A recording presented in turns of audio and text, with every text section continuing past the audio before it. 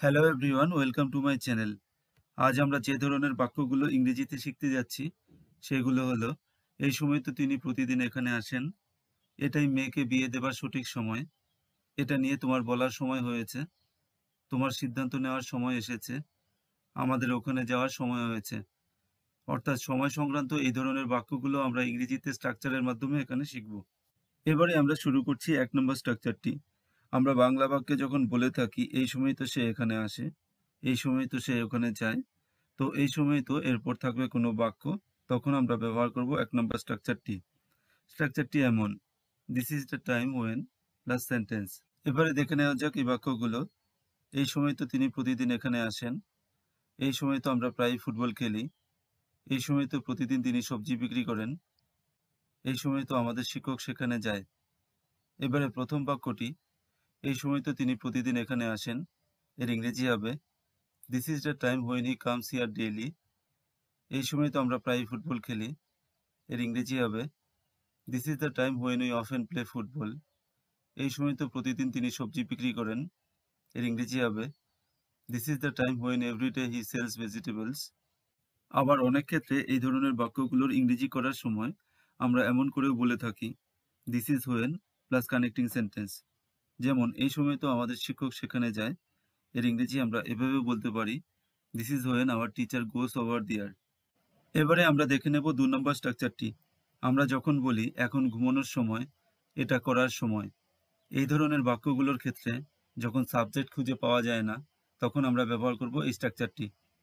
It is time, বা সংক্ষেপে it's time plus to plus ভার্বের base form plus other words বা object. এখানে আরেকটি স্ট্রাকচারও আমরা ব্যবহার করতে পারি। স্ট্রাকচারটি এমন: ইটস টাইম বা ইট ইজ টাইম, এরপর থাকবে for plus object pronoun. Object pronoun বলতে মি, ইউ, হিম, দেম, এইসবগুলো, প্লাস টু প্লাস ভার্বের base form plus other words. এবারে দেখে নেওয়া যাক এই বাক্যগুলো। এখন ঘুমোতে যাওয়ার সময়, এটা বাড়ি সংস্কারের সময়, এখন নতুন গাড়ি কেনার সময়, এটি প্যাকিং শুরু করার সময়। তো প্রথম বাক্যটি এখন ঘুমোতে যাওয়ার সময়, এর ইংরেজি হবে it's time to go to sleep, বা it is time to go to sleep. এটি বাড়ি সংস্কারের সময়, এর ইংরেজি হবে it is time to renovate the house.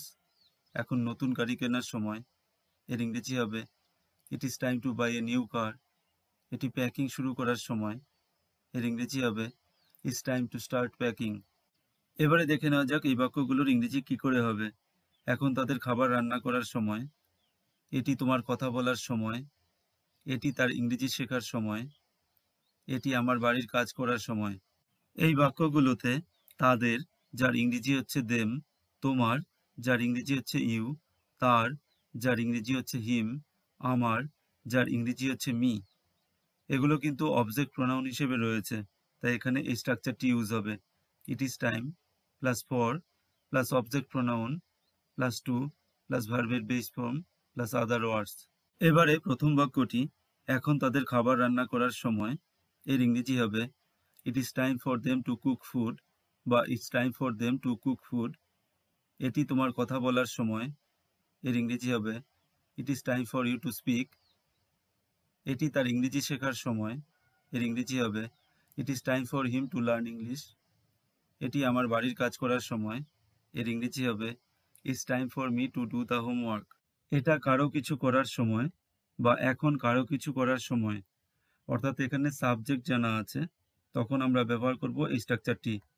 এখানে আরেকটি জিনিস, এখন তাড়াতাড়ি করা উচিত বা আর্জেন্সি রয়েছে, তখন আমরা ব্যবহার করব এই স্ট্রাকচারটি। এখানে স্ট্রাকচারটি এমন হবে: ইট ইজ টাইম বা it's time plus subject plus ভি2, অর্থাৎ ভার্বের পাস্ট ফর্ম প্লাস আদার ওয়ার্ডস। এটি কিন্তু বর্তমানকালের বাক্যকে বোঝানোর জন্য, তবু এখানে কিন্তু ভার্বের পাস্ট ফর্ম ইউজ হচ্ছে। এবারে দেখে নেওয়া যাক এই বাক্যগুলো। এটা নিয়ে তোমার বলার সময় হয়েছে, আমাদের পার্টি শেষ করার সময় হয়েছে, ওদের খাবার আনার সময় হয়েছে, আমার যাওয়ার সময় হয়েছে, আমি ট্রেনটি মিস করতে চাই না। এবারে এই বাক্যটি, এটা নিয়ে তোমার বলার সময় হয়েছে, এর ইংরেজি হবে it's time you talked about it. আবার এই বাক্যটি যদি এমন করে হতো, এটা নিয়ে বলার সময় হয়েছে। অর্থাৎ যদি সাবজেক্ট না থাকতো তাহলে বাক্যটি হতো it's time to talk about it. আমাদের পার্টি শেষ করার সময় হয়েছে। এর ইংরেজি হবে it is time or it's time we finished our party. ওদের খাবার আনার সময় হয়েছে। এর ইংরেজি হবে it's time or it is time they bought the dishes. আমার যাওয়ার সময় হয়েছে, অর্থাৎ আমার আর্জেন্সি রয়েছে, আমি ট্রেনটি মিস করতে চাই না। তো এই বাক্যটির ইংরেজি হবে it's time I left, I don't want to miss the train. এবারে দেখে নেওয়া যাক আরও কিছু সেন্টেন্সেস। আমাদের বাচ্চাটিকে হাঁটাতে নিয়ে যাওয়ার সময় হয়েছে। এবার তোমার সময় এসেছে তার জন্য নতুন কিছু দেবার। তোমার সিদ্ধান্ত নেওয়ার সময় এসেছে। আমাদের ঘর পরিষ্কার করার সময় হয়েছে। তো প্রথম বাক্যটি আমাদের বাচ্চাটিকে হাঁটাতে নিয়ে যাওয়ার সময় হয়েছে, এর ইংরেজি হবে it's time we took the baby for a walk. এবার তোমার সময় এসেছে তার জন্য নতুন কিছু দেবার। এর ইংরেজি হবে it's time you gave something new for her. তোমার সিদ্ধান্ত নেওয়ার সময় এসেছে। এর ইংরেজি হবে it's time you took a decision. আমাদের ঘর পরিষ্কার করার সময় হয়েছে। এর ইংরেজি হবে it's time we cleaned our room. এবারে রইল 4 নম্বর স্ট্রাকচারটি। আমরা যখন বলি এখনই কিছু করার সঠিক সময়, তখন আমরা ব্যবহার করব এই স্ট্রাকচারটি।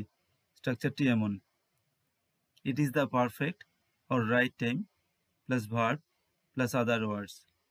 এবারে দেখে নেওয়া যাক এই বাক্যগুলোর ইংরেজি কি হচ্ছে।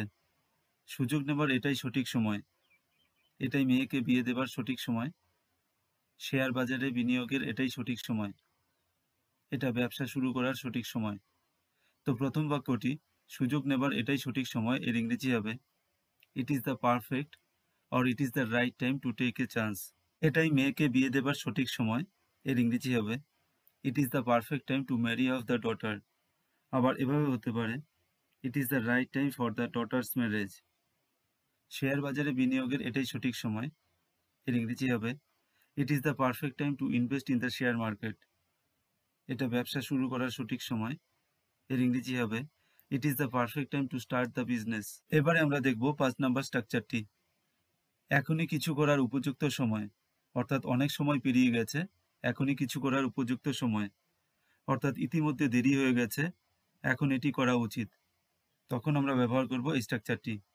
স্ট্রাকচারটি এমন: it is high time plus subject plus ভার্বের পাস্ট ফর্ম প্লাস আদার্স। আবার এটি এমন করে হতে পারে it's about time plus subject plus ভার্বের পাস্ট ফর্ম প্লাস আদার্স। এবারে দেখে নেওয়া যাক এই বাক্যগুলোর ইংরেজি কি হচ্ছে। জিনিসপত্র বিক্রি করার এখনই উপযুক্ত সময়।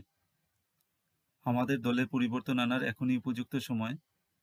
আমাদের বাসস্টপে যাওয়ার এখনই উপযুক্ত সময়। তোমার বিয়ে করার এখনই উপযুক্ত সময়। এবারে প্রথম বাক্যটি জিনিসপত্র বিক্রি করার এখনই উপযুক্ত সময়, এর ইংরেজি হবে it is high time you sold the items. আমাদের দলে পরিবর্তন আনার এখনই উপযুক্ত সময়, এর ইংরেজি হবে it is high time we made changes of our team. আমাদের বাসস্টপে যাওয়ার এখনই উপযুক্ত সময়, অর্থাৎ আমাদের অনেক দেরি হয়ে গেছে, এখনই উপযুক্ত সময় বাসস্টপে যাওয়ার। তো এর ইংরেজি হবে it is high time we late for the bus stop. তোমার বিয়ে করার এখনই উপযুক্ত সময়, অর্থাৎ অনেক দেরি করে ফেলেছো, এখনই তোমার উপযুক্ত সময় বিয়ে করার। তো এর ইংরেজি হবে it is high time you got married. আবার আমরা যখন ইটস অ্যাবাউট টাইম এই দিয়ে সেন্টেন্সগুলো শুরু করব, তার দুটো মানে হতে পারে, উপযুক্ত সময় বা অনেক সময় হয়েছে। তো এই বাক্যগুলো আমরা দেখে নিচ্ছি। আমাদের যাওয়ার সময় হয়েছে। আমার চাকরি পাওয়ার সময় হয়ে এসেছে। আমাদের ফুটবল খেলার সময় হয়েছে। আমাদের ওখানে যাওয়ার সময় হয়েছে। তো প্রথম বাক্যটি আমাদের যাওয়ার সময় হয়েছে, এর ইংরেজি হবে it's about time we are going. অর্থাৎ অনেক সময় চলে গেছে, এবার সময় হয়েছে বা সময় হয়ে এসেছে। আমার চাকরি পাওয়ার সময় হয়ে এসেছে, এর ইংরেজি হবে it's about time I got a job. আমাদের ফুটবল খেলার সময় হয়েছে, এর ইংরেজি হবে it's about time we played football. আমাদের ওখানে যাওয়ার সময় হয়েছে, এর ইংরেজি হবে it's about time we went there. এমন ভিডিও পেতে এই চ্যানেলটিকে অবশ্যই ফলো করো। Thanks for watching. Have a nice day.